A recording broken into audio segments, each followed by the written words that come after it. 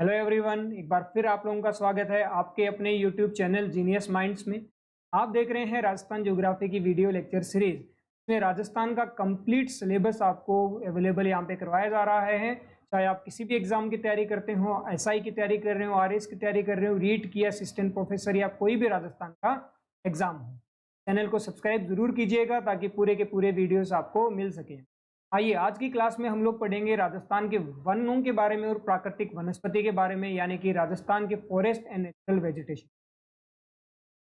Vegetation यानी वनस्पति और वन को पढ़ने से पहले हम लोग बात कर लेते हैं कुछ पॉलिसीज की। फॉरेस्ट पॉलिसीज, देश भी अपनी फॉरेस्ट पॉलिसी बनाता है और स्टेट्स भी अपनी पॉलिसीज बनाते हैं। पॉलिसीज का जो एम होता है, नीतियों का एम, लक्ष्य जो होता है वो क्या होता है कि फॉरेस्ट एरिया को बढ़ाना है। इतना जो टारगेट बनाए जाते हैं, इतना टारगेट हमें अचीव करना है। एनिमल्स का भी हमें प्रोटेक्शन करना है, एनवायरनमेंट का भी हमें प्रोटेक्शन करना है। सभी बातों का यहाँ पे ध्यान रखा जाता है। इसी में देश की, देखिए भारत की यहाँ पे बात हो रही है। भारत की वन नीतियों के बारे में कुछ बातें देखिए। फर्स्ट यहाँ पे बोली गई है, कौन सी नीति है? 1894 में, यानी आज़ादी से पहले की ये बात आपकी की गई है। 1894 में पहली फॉरेस्ट पॉलिसी थी। लेकिन यदि क्वेश्चन आता है कि आज़ादी के बाद में सबसे पहले कौन सी थी, तो 1952 में। कब? 1952 में सबसे पहले भारत की फॉरेस्ट पॉलिसी। एक क्वेश्चन जो ज्यादा पूछा जा सकता है वो है नवीनतम, यानी लेटेस्ट कौन सी? क्या पूछा जाएगा आपसे? लेटेस्ट कौन सी है? तो वो है आपकी 2018, यानी लगभग 3 साल पहले 2018 में फॉरेस्ट पॉलिसी लेटेस्ट भारत की आई है। तो सबसे जो मेन पॉलिसी रही है इंपॉर्टेंट, वो आपकी 1988 है। इसमें मुख्य मुख्य बातें की गई थी, उन्हीं बातों को अब आगे बढ़ाया। और इन नीतियों में, इन पॉलिसी में जो सबसे मेन टारगेट है आपको ध्यान में रखना है, वो कई एग्जाम से पूछा भी गया है। हमें जो फॉरेस्ट कवर है, वन जो क्षेत्र है, वो कितना बनाना है? टोटल टारगेट कितना है? 33%, यानी लगभग 2/3। हाँ, 2/3, 2/3 हमें क्या करना है? फॉरेस्ट। लेकिन अभी है कितना कि यदि हम बात करें तो 21% के, यानी हमें 21% से कहां तक जाना है? 33% तक जाना है। 21 से लेकर 33 तक आपको जाना है। आपको सबको, हमें, पूरे भारत को जाना।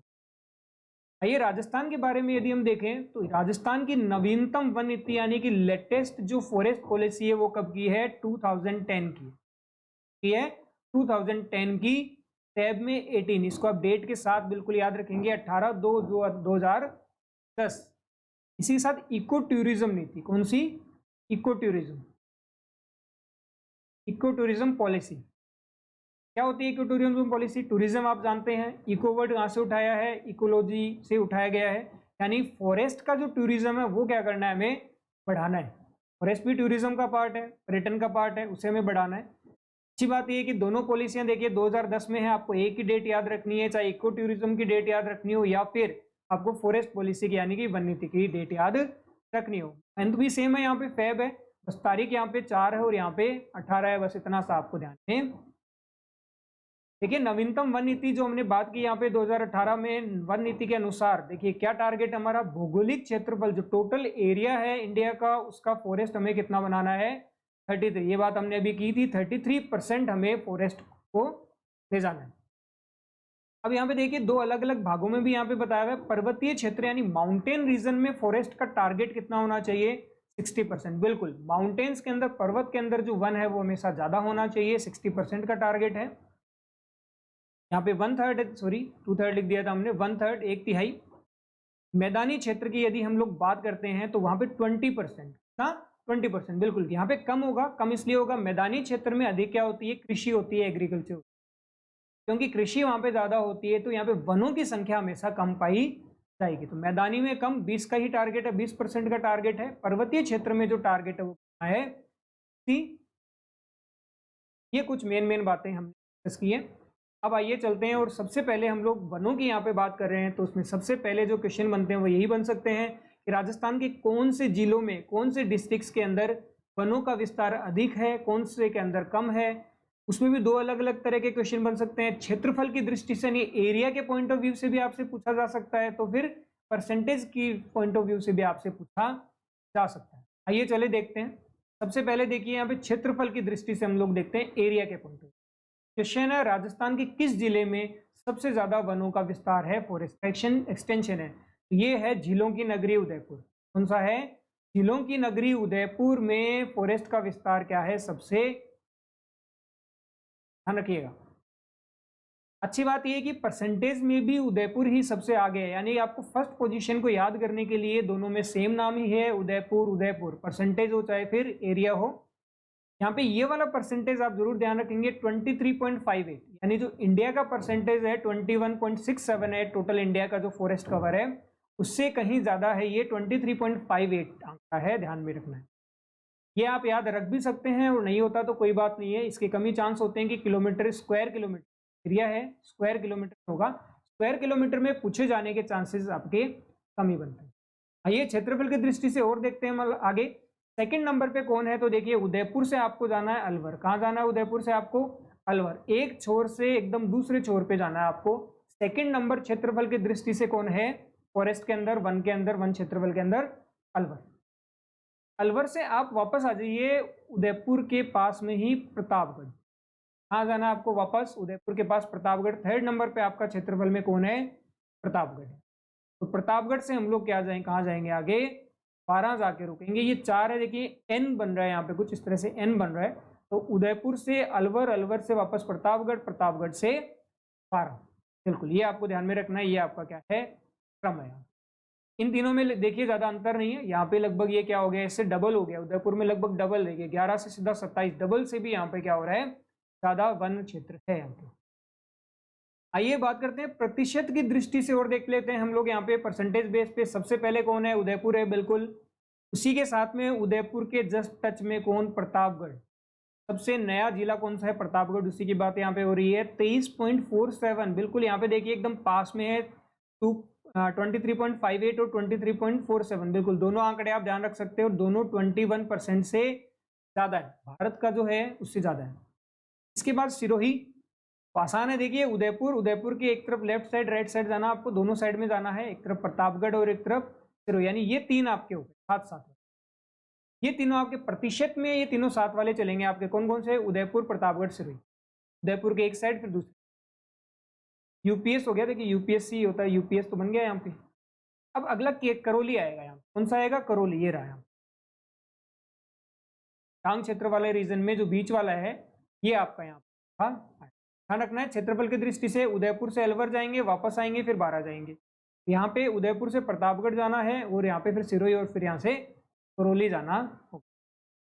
अब आइए ज्यादा की बात कर ली, अब हम लोग बात करते हैं मिनिमम एक्सटेंशन यानी न्यूनतम विस्तार कहाँ है, कौन से जिले हैं जिनमें विस्तार सबसे कम है। क्षेत्रफल की दृष्टि से सबसे पहले हम लोग यहाँ पे नजर डालते हैं और आप लोग आ जाइए चूरू।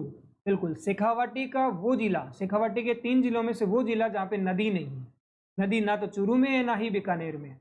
तो चूरू जो है उसमें 82 स्क्वायर किलोमीटर वर्ग क्षेत्रफल आएगा, यहाँ पे ध्यान रखना, वर्ग आएगा, स्क्वायर किलोमीटर आएगा, वर्ग किलोमीटर आएगा। तो चूरू का जो एरिया है फॉरेस्ट एरिया, वो क्या है, सबसे कम है, 82, केवल 82 स्क्वायर किलोमीटर। यानी यदि आप मान लीजिए 10 किलोमीटर ऐसे मानते हो और 10 किलोमीटर ऐसे मानते हो तो भी कितना हो जाता है, 100 हो जाता है। देखिए 10 × 10 किलोमीटर भी यही टोटल नहीं है, ना ही हनुमानगढ़ में। सेकंड नंबर किसका आएगा चूरू के बाद, हनुमानगढ़। बिल्कुल, चूरू के पास वाला ही ऊपर की ओर वाला हनुमानगढ़ में आपको जाना है। हनुमानगढ़ से आगे आपको जाना तो गंगानगर है, लेकिन गंगानगर से पहले आप एक बार कहाँ विजिट मार आइए, जोधपुर मार आइए। ये लिए क्षेत्रफल वाले आपके हो गए। चूरू से लगातार चलना है, चूरू से हनुमानगढ़, हनुमानगढ़ से गंगानगर, लेकिन हनुमानगढ़ से गंगानगर जाने के लिए बीच में आपको जोधपुर एक बार जाके आना होगा। क्लियर है यहाँ तक? इनमें से 2 तो 100 से कम है, 2 100 से थोड़े थोड़े से ज्यादा हैं, ये सब स्क्वायर किलोमीटर में। प्रतिशत की बात कर लेते हैं। प्रतिशत में सबसे पहले चूरू नहीं है, प्रतिशत में सबसे पहले है जोधपुर, बीच में आ रहा था अभी हनुमानगढ़ गंगानगर के जोधपुर। तो जोधपुर क्या है, प्रतिशत की दृष्टि से सबसे कम 0.56, 0.5 भी नहीं है, 0.5 से भी कम 0.46। कितना है, 0.46। बिल्कुल, ये परसेंटेज आप लोगों को बिल्कुल ध्यान में रखना है, 0.46। ले एरिया के चांस कम है, परसेंटेज आपको ध्यान में होना चाहिए। तो सबसे पहले अब क्या, जोधपुर से शुरुआत होगी। जोधपुर के बाद आप आ जाइए चूरू, एरिया सबसे कम है, अब उसमें आ जाइए आप लोग चूरू। जोधपुर से जाएंगे हम चूरू, बीच में नागौर रह गया था, वापस आ जाओ नागौर में। नागौर में आने के बाद आप चले जाइए जैसलमेर। इस तरह से जाना आपको, जोधपुर से जाना है चूरू, बीच में जो छूट गया था वहां जाइए और फिर आप चले जाइए जैसलमेर, बिल्कुल इस तरह से आप याद रखेंगे प्रतिशत के तौर पे जोधपुर, जोधपुर का चूरू, चूरू के बाद नागौर, नागौर के बाद ये जैसलमेर। प्रतिशत यहाँ पे लिखा हुआ है, देखिए सबका जो है वो 1% से कम है, किसी में भी 1% से ज्यादा नहीं है। ध्यान रहेगा, विचारों की हमने यहाँ पे बात की। चलिए आगे बढ़ते हैं। वनों का सर्वाधिक वृद्धि, वनों की सर्वाधिक वृद्धि किस जिले में हुई है, बात यदि की जाएगी तो जैसलमेर। बिल्कुल, देखिए जहां पे वन क्षेत्र सबसे कम होता है वहीं पे वृद्धि के चांस यानी जो ग्रोथ के चांस हमेशा प्रतिशत में ज्यादा होते हैं। चाहे वनों की बात कीजिए या चाहे आप जनसंख्या की बात कीजिए, जनसंख्या वृद्धि सबसे ज्यादा कहाँ होगी प्रतिशत में, जहां पे कम होगी वहीं प्रतिशत वृद्धि के हमेशा चांस ज्यादा रहते हैं। मान लीजिए मैं कहूँ कि कहीं पे 10 लोग ही रहते हैं, वहां पे एक साल में 5 लोग बढ़ा दिया आपने, कितना बढ़ गया पता है आपको? 50% बढ़ गया। कितना बढ़ गया? 50% बढ़ गया। लेकिन ये यदि मान लीजिए कहीं पे 1000 लोग रहते हैं, वहां पे आप क्या करोगे, 100 लोग भी जोड़ दोगे तो इतना परसेंटेज नहीं बन पाएगा। यहाँ तो 10% बन जाएगा, 100 में मान लीजिए आप 10 भी डाल दिए, आपने डबल भी डाल दिए, तो भी ये परसेंटेज आपका नहीं बन पाएगा। तो यानी जहाँ पे पॉपुलेशन क्या होती है, कम होती है, वही पॉपुलेशन ग्रोथ रेट जो है वो ज्यादा होने के चांस रहते हैं। तो सेम कहानी कहाँ होगी, वनों में होगी, जैसलमेर। अब यदि कम की बात की जाए तो कम होने की गुंजाइश भी कहाँ होगी, जहाँ पे ज्यादा है। प्रतापगढ़ की हमने बात की थी, परसेंटेज बेस पे यदि हमने देखा था तो सेकंड नंबर पे था। फर्स्ट तो उदयपुर रहेगा, परसेंटेज बेस पे सेकंड नंबर पे कौन है वनों में, प्रतापगढ़ है। तो वनों की सर्वाधिक कमी यहाँ पे नोट की गई है, मैक्सिमम डिक्लाइन कहाँ पे नोट किया गया है, प्रतापगढ़ में नोट। अब 1% से कम वाले कितने हैं पूछा जाएगा तो कितना आंसर आएगा आपका, 7 जिले ऐसे हैं जिनमें 1% से कम फॉरेस्ट एरिया है, वन क्षेत्र है। ये कुछ फैक्चुअल बातें हैं जो हैं। आइए अब हम आगे देखते हैं वनों के वर्गीकरण के बारे में, क्लासिफिकेशन ऑफ फॉरेस्ट। दो आधार पे यहाँ पे हमने बात की है, एक तो वैधानिक तौर पे और एक भौगोलिक यानी फिजिकल। फिजिकल वो हो गया दिखने में, वहाँ की वनस्पति कैसी है, वहाँ पे वर्षा कैसी है, उस आधार पे जो वन होंगे दिखने में होंगे, फिजिकली जो हमें दिखता है उसके आधार पे तो है ये। और एक है ये कानूनी तौर पे यानी वैधानिक तौर पे, लॉ के अकॉर्डिंग, स्टेटूटरी बोलते हैं वैधानिक को, वैसे के अकॉर्डिंग क्या होगा, जो कानून में डिसाइड किया गया है, लॉ के अकॉर्डिंग डिसाइड किया है, उसकी हम लोग बात, एक्ट के अकॉर्डिंग जो डिसाइड से कह सकते हैं, एक्ट के अकॉर्डिंग। तो उसमें देखिए क्या क्या है, वैधानिक रूप से रिजर्व, प्रोटेक्टेड, अनक्लासिफाइड 3 भागों में फॉरेस्ट को बांटा गया है। और इसका जो बेस है वो यही होता है, कहाँ पे कितनी परमिशन है, कहाँ पे व्यक्तियों को जाना अलाउड है, कहीं कहीं पे जाना बिल्कुल भी क्या होता है, प्रतिबंध होता है, बिल्कुल आप नहीं जा सकते हो। उसके आधार पे इनको आरक्षित, रक्षित और अवर्गीकृत में भाग डिवाइड किया गया है। इनको डिटेल में हम अभी आगे देखेंगे। फिजिकल तौर पे जैसे मैंने कहा, दिखने में देखिए सदाबहार वन होते हैं। इंडिया में जब आप वनों के बारे में पढ़ेंगे तब भी देखिए एवरग्रीन आएगा, वहाँ पे मानसूनी आएगा, डेसिडुअस जिसको हम लोग कहते हैं, तोड़ने की बात भी वहाँ पे की जाएगी। तो यहाँ भी ऐसा ही है, देखिए एवरग्रीन आपके हो गए, फिर सागवान वन आपके हो गए, मानसूनी वन हो गए, धोकड़ा हो गए और कंटीली हो गए। इसके आधार पे क्या किया हमने, वनस्पति के आधार पे, वर्षा के आधार पे, देखिए वनस्पति वर्षा के आधार पे होगी, सोइल के आधार पे होगी, सबसे मेन कंपोनेंट उसमें क्या होती है, वर्षा होती है। इसमें ध्यान रखना है, एक यहाँ पे सब ट्रॉपिकल है यानी उपोष्ण कटिबंधीय है, बाकी सब उष्ण कटिबंधीय है। केवल एक ही यहाँ पे उपोष्ण यानी सब ट्रॉपिकल है, बाकी सारे के सारे यहाँ पे क्या है, ट्रॉपिकल है। इनको भी हम अभी डिटेल में देखेंगे। फिलहाल हमने देखा 2 प्रकार से इसका वर्गीकरण किया जा सकता है। ये सबसे पहले हम लोग वैधानिक यानी एक्ट के अकॉर्डिंग, जो फॉरेस्ट एक्ट होते हैं उनके अकॉर्डिंग विभाजित किया गया है। हमने किसकी बात की, एक तो होंगे आपके रिजर्व, एक होंगे प्रोटेक्टेड, एक होंगे अनक्लासिफाइड, अवर्गीकृत। सबसे पहली बात कि इन तीनों में से राजस्थान में सबसे अधिक कौन, राजस्थान में सबसे अधिक, ये सामने आपके 50% से ज्यादा यानी आधे से ज्यादा 56% जो है वो कौन से हैं, रक्षित, कौन से हैं, रक्षित है, प्रोटेक्टेड। लेकिन भारत के पॉइंट ऑफ व्यू से बात की जाए तो ध्यान रखिएगा, भारत के पॉइंट ऑफ व्यू से बात की जाए तो भारत में सबसे ज्यादा कौन से हैं, रिजर्व है। बिल्कुल ध्यान रखेंगे, भारत में सबसे ज्यादा कौन से हैं, रिजर्व है, जबकि राजस्थान में सबसे ज्यादा कौन से हैं, 56%। बिल्कुल परसेंटेज आपको ध्यान में रखना है। 55 में से 5 काटते ही आप इधर आ जाइए, अनक्लासिफाइड अवर्गीकृत जो हैं वो आपके कितने हैं, 6%। अवर्गीकृत कौन से होते हैं, सड़क के किनारे वाले आप मान लीजिए, उनसे सड़क के किनारे दोनों साइड में जो जगह होती है वो भी फॉरेस्ट की होती है, वन की जगह होती है। कई बार वहाँ भी पेड़ लगे होते हैं, घास लगी होती है, सब कुछ लगा होता है इस तरह का, वो अवर्गीकृत। और उसके बाद आरक्षित ये हैं आपके कितने, 38% जो बच गया इन दोनों को छोड़ के, 38%। आइए देखिए क्या क्या लिखा है इनके अंदर। रिजर्व कौन से होंगे? रिजर्व होंगे जिनमें लकड़ी काटना, पशुचारण, आखेट सब कुछ प्रतिबंध होगा। देखिए सिंपल सी बात है, रिजर्व वो है जहाँ पे सब कुछ प्रतिबंध है, बल्कि आप बिना पूछे उस क्षेत्र में घुस भी नहीं सकते। तो लकड़ी भी नहीं काटनी है, पशुओं को चरा भी नहीं सकते, यानी कि जो ग्रेजिंग है वो यहाँ पे अलाउड नहीं है। इसको आप ग्रेजिंग लिख सकते हैं इंग्लिश में। ग्रेजिंग अलाउड नहीं है, लकड़ी काटना अलाउड नहीं है। आखेट आपका होता है हंटिंग, कार। आखेट तो सब जगह प्रतिबंध है, यहाँ भी नहीं कर सकते और यहाँ भी नहीं कर सकते। आखेट तो पूरी तरह से प्रतिबंध है, ध्यान रखेंगे, सब जगह प्रतिबंध आखेट तो, हंटिंग प्रोहिबिटेड है। सलमान खान ने की थी, आज तक पछता रहे हैं।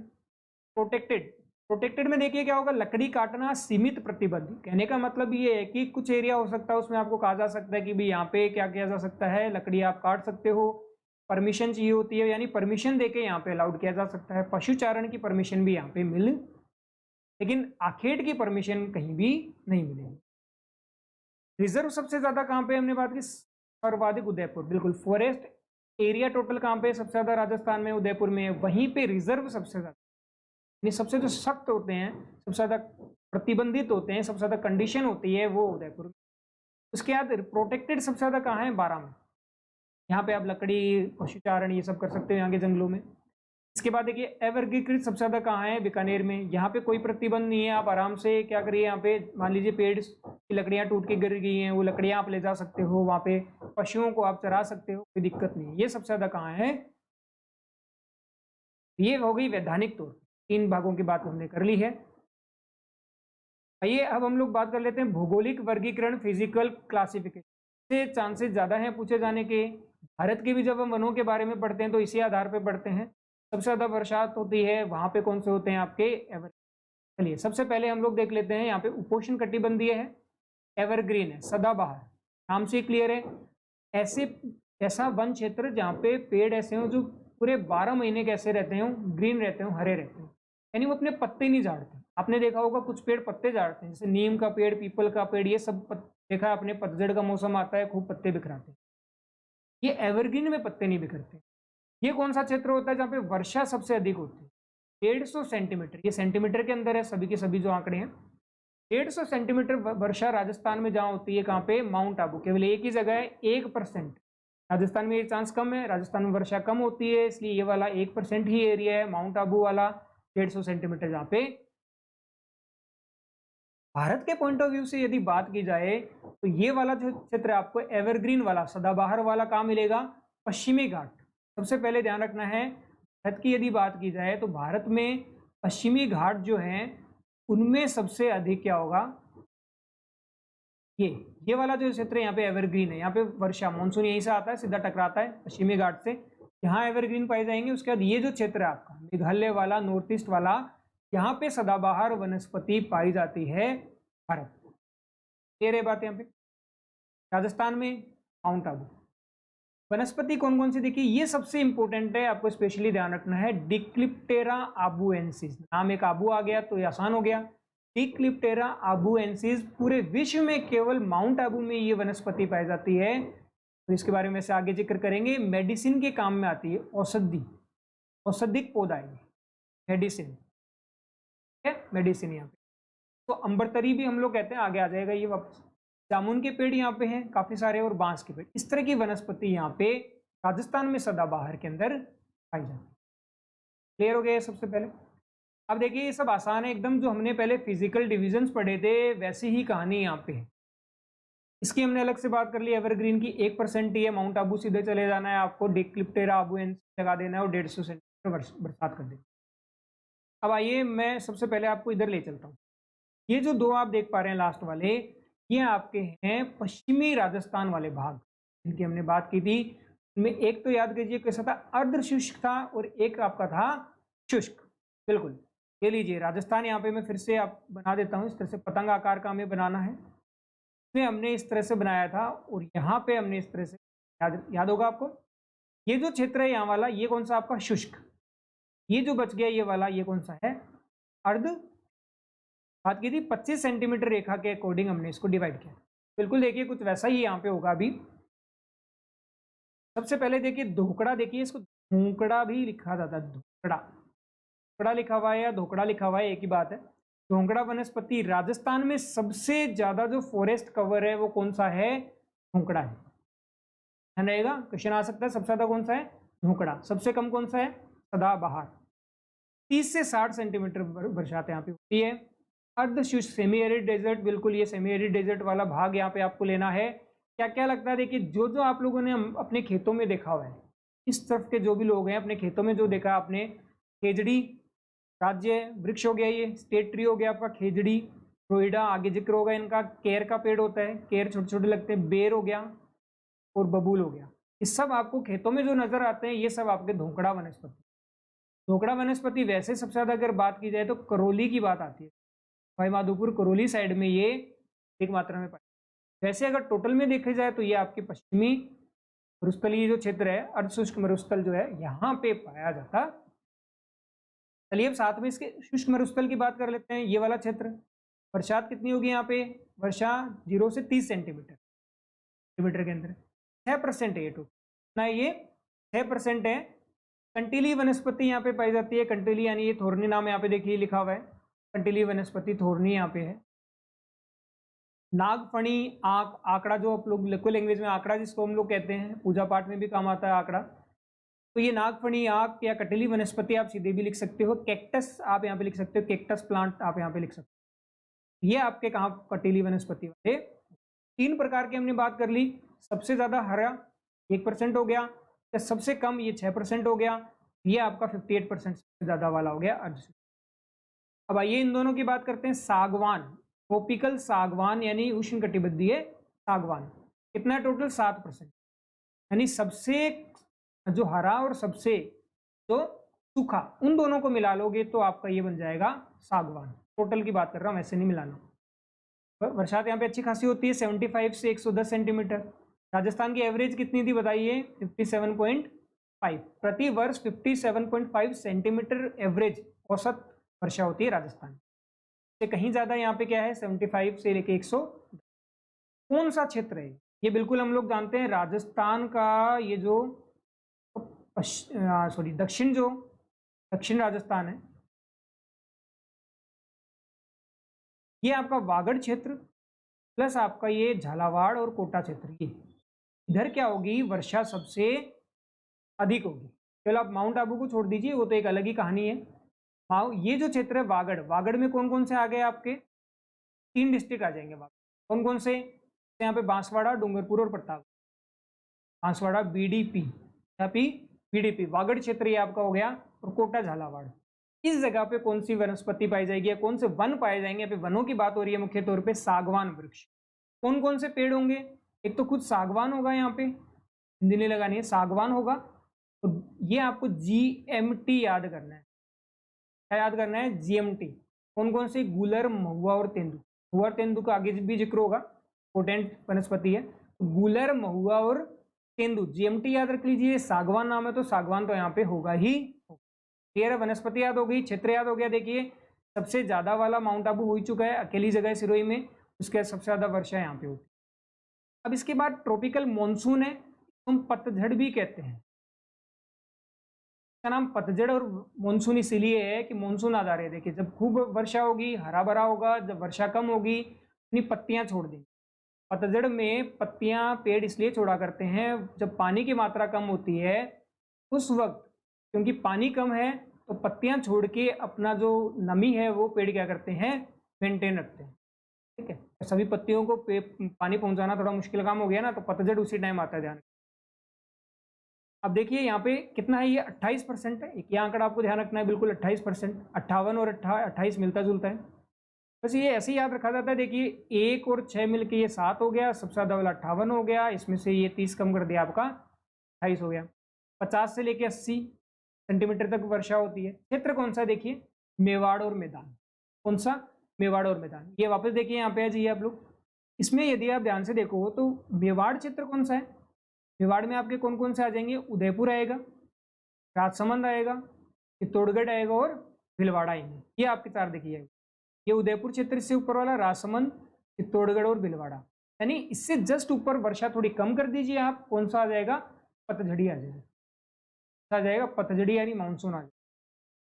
और मैदान वाले क्षेत्र, ये फिर पूरा क्षेत्र आपका मैदान वाला। तो देखिए ये जो क्षेत्र आप पूरा देख पा रहे हो मैदान वाला, मेवाड़ और मैदान वाला, यहाँ पे पतझड़ी है, यहाँ ज्यादा बरसात होती है, तो यहाँ कौन सा हो गया, सागवान हो गया।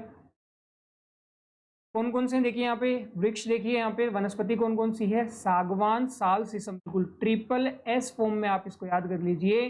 सागवान है, साल और शीशम है। सागवान को इंग्लिश में हम लोग कहते हैं टीक, ऐसे डायरेक्ट ऐसे भी लिख सकते हो आप, ऐसे GWAN के फॉर्म में भी आप लिख सकते हो, कोई दिक्कत नहीं है, टीक कहते हैं वैसे।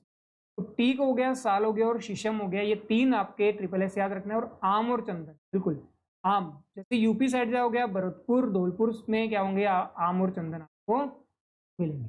देखिए एकदम आसान है, जो आपने फिजिकल डिवीजन अगर आपको सही से याद है तो ये कहानी आपको सारी की सारी समझ में आ जाएगी। एकदम वर्षा के आधार पे ही, जैसे जैसे वर्षा कम होगी वैसे वैसे सदाबहार से आप किधर चले जाओगे, मरुस्थल की तरफ, कटीली वनस्पति की तरफ चले जाओगे। क्षेत्र भी उसी हिसाब से डिवाइड हो रहा है और वनस्पति भी उसी हिसाब से आगे क्या हो रही है, डिवाइड हो रही है। ये बात हमने आज कर ली है वर्गीकरण की। आज के लेक्चर में इतना ही, जल्द ही मिलते हैं नेक्स्ट लेक्चर में। Have a good day.